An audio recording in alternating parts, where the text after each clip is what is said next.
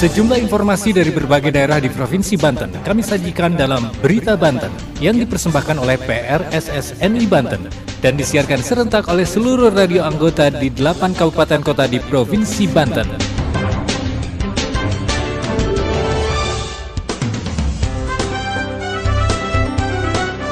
Apa kabar pendengar? Anda kembali bersama kami di Berita Banten PRSSNI Banten edisi hari ini, Senin 27 Februari 2023. Sejumlah informasi dari berbagai wilayah di Provinsi Banten kami hadirkan kembali untuk Anda yang disiarkan serentak oleh seluruh radio anggota di 8 kabupaten kota di Provinsi Banten. Dan inilah sejumlah informasi utamanya. Dinas Pertanian Kota Serang menjamin ketersediaan beras menjelang Ramadan hingga akhir tahun 2023 aman. 2 orang warga Cilegon menjadi korban tewas dalam kecelakaan maut yang terjadi di ruas tol Cikopo Palimanan atau Cipali.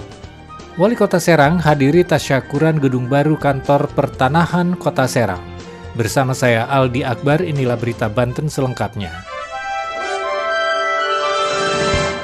Pendengar, Dinas Pertanian Kota Serang menjamin ketersediaan beras menjelang bulan suci Ramadan hingga akhir tahun 2023 aman. Bahkan Dinas Pertanian dan Bulog memiliki cadangan stok beras sebanyak 50 ton untuk keadaan darurat kebencanaan. Berikut laporan Asri Aulia dari Radio Ramaloka, Serang. Dinas Pertanian Kota Serang menjamin ketersediaan beras menjelang bulan suci Ramadan hingga akhir tahun 2023. Pemerintah Kota Serang memiliki aset sawah sekitar 376 hektar yang menghasilkan beras untuk memenuhi kebutuhan 46% masyarakat Kota Serang. Kepala Dinas Pertanian Kota Serang, Sony Agus, mengatakan, stok beras saat ini masih aman hingga akhir tahun. Dinas Pertanian dan Bulog memiliki cadangan pangan di sektor beras untuk keadaan darurat dan kebencanaan sebanyak 50 ton. Pihaknya berharap ketersediaan bahan pokok lainnya bisa terpenuhi, salah satunya cabai. Setiap menjelang bulan suci Ramadan dan menjelang Hari Raya Idul Fitri harganya melambung tinggi. Saat ini ketika harga beras mulai naik, kelompok petani salah satu komponen masyarakat yang harus dapat perhatian serius agar tercapai ketahanan pangan di Kota Serang. Salah satunya yang harus didorong untuk keberlangsungan produksi petani lokal yaitu fasilitas irigasi yang mumpuni. Sementara Kepala Dinas Ketahanan Pangan Provinsi Banten, Aan Muawanah, mengatakan memperkirakan harga komoditi akan naik saat bulan suci Ramadan dan menjelang Hari Raya Idul Fitri akan datang. Namun dipastikan harga beras akan turun. Dinas Ketahanan Provinsi Banten akan terus melakukan pengawasan dan pemantauan melalui stabilisasi pasokan dan harga pangan atau SPHP dan akan menggelar pasar murah bagi masyarakat Banten menjelang bulan Ramadan dan Hari Raya Idul Fitri. Demikian berita sekitar Banten, saya Asri Aulia melaporkan untuk Berita Banten. Pendengar, 2 orang warga Cilegon asal Kecamatan Citangkil menjadi korban kecelakaan maut yang terjadi di ruas tol Cikopo Palimanan atau Cipali pada hari Sabtu 25 Februari lalu. 5 orang dinyatakan tewas dalam kecelakaan yang melibatkan sebuah bus dan truk tersebut. 3 orang korban merupakan warga Banten dan 2 korban lainnya berasal dari Jawa Tengah. Berikut laporan Abi dari Sam Radio Cilegon. Kecelakaan maut terjadi di tol Cikopo Palimanan atau Cipali kilometer 186.200 jalur A. Sebuah bus bertabrakan dengan truk hingga mengakibatkan 5 orang tewas. Insiden tabrakan maut ini terjadi pada hari Sabtu 25 Februari 2023 sekitar pukul 4:30 waktu Indonesia Barat. Tabrakan bus dan truk ini bermula saat bus bernomor polisi K7031OB melaju dari arah Cikopo menuju Palimanan. Namun sesampainya di lokasi, sopir bus diduga hilang kendali hingga menabrak truk pengangkut beras yang melaju di depannya. Akibat kejadian itu, kondisi bus nampak mengalami kerusakan parah pada bagian depan, sementara truk yang membawa buah muatan beras rusak di bagian belakang.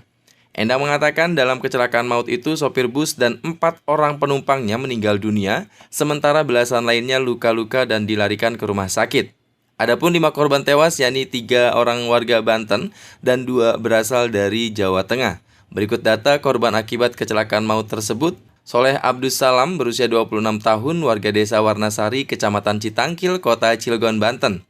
Rosita Deliani berusia 29 tahun, warga Kebonsari, Citangkil, Kota Cilegon, Banten.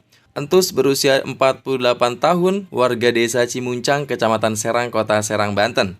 Murwoko berusia 35 tahun, warga Bulokerto, Wonogiri, Jawa Tengah. Dan Sabrina Alesa Ramadhani berusia 1 tahun, warga Bulokerto, Wonogiri, Jawa Tengah. Demikian saya Abi dari Sam Radio melaporkan untuk Berita Banten. Berita Banten. Anda masih bersama kami di Berita Banten PR SSNI Banten. Pendengar, Wali Kota Serang menghadiri acara tasyakuran gedung baru kantor Badan Pertanahan Kota Serang. Wali Kota berharap dengan hadirnya gedung baru tersebut, Badan Pertanahan Kota Serang dapat meningkatkan kualitas layanan kepada masyarakat. Berikut laporan Reni Susan dari Radio Mega Suara Serang. Wali Kota Serang memimpin acara tasyakuran gedung baru kantor Pertanahan Kota Serang yang berlokasi di Jalan Raya Serang Pandeglang, Kilometer 3, Jumat 24 Februari 2023. Acara tersebut diadakan untuk meningkatkan kualitas pelayanan kepada masyarakat Kota Serang. Gedung baru kantor Pertanahan Kota Serang merupakan hasil perpindahan dari lokasi sebelumnya di Jalan TB Suwandi lingkungan Perintis Kota Serang yang memiliki keterbatasan ruang dan fasilitas pelayanan. Kepala Kantor Pertanahan Kota Serang Trias Wiryahadi menyampaikan bahwa kehadiran gedung baru tersebut bertujuan untuk memberikan pelayanan yang lebih baik kepada masyarakat Kota Serang. Dalam acara tersebut, Wali Kota Serang Syafruddin mengapresiasi dan harapan agar dengan keberadaan gedung baru tersebut, semangat baru dapat dihadirkan bagi pimpinan dan pegawai BPN dalam melayani masyarakat Kota Serang. Acara tasyakuran gedung baru kantor Pertanahan Kota Serang dihadiri oleh stakeholder dan pegawai kantor Pertanahan Kota Serang.